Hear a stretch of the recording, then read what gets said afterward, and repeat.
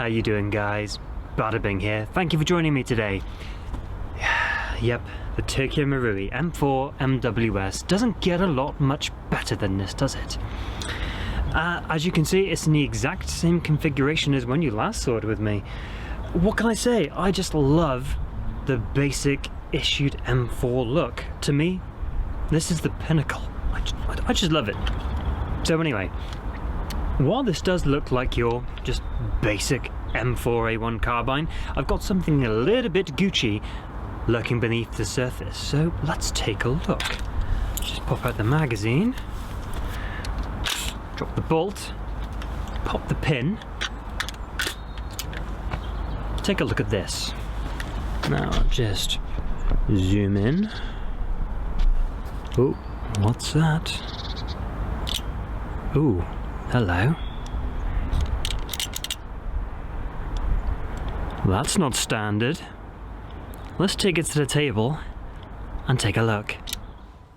Introducing the Titanium ZET plate for the TM M4 GBBR series. This little enhancement is made by BavTac, and they've sent me a whole care package full of goodies for not only the Marui M4 but also the AKM too, and I'm delighted to be showing off the first piece of this extremely generous offering.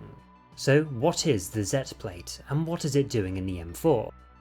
Basically, it's one of the main reasons why TM postponed the release of their first GBBR for the better part of a year.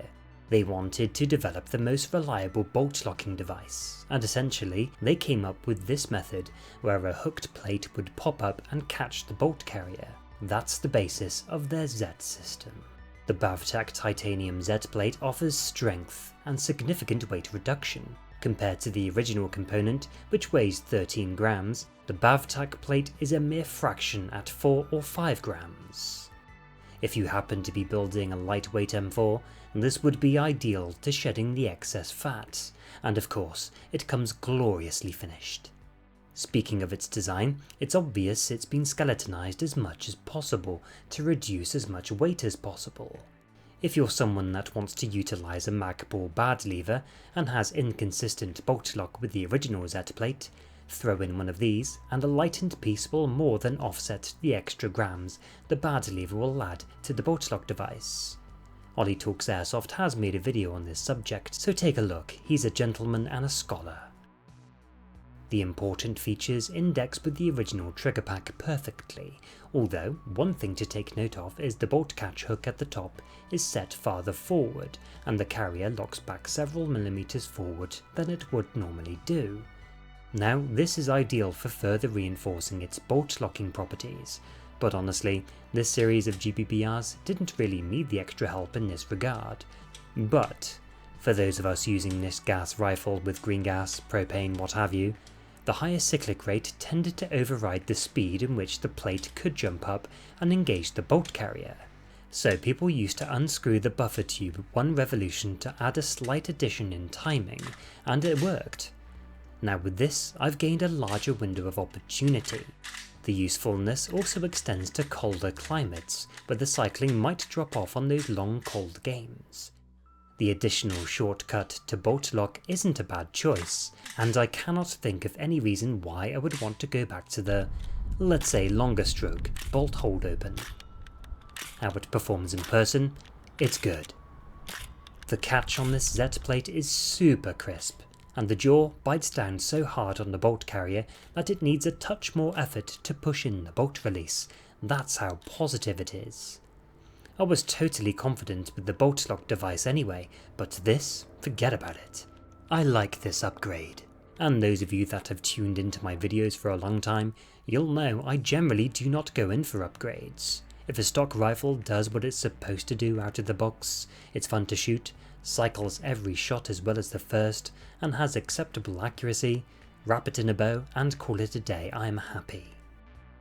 And then you get groups of cool individuals, full of ideas and ambitions, that give birth to these tricked out enhancements, that work beyond capacity of the original, and it's marvellous.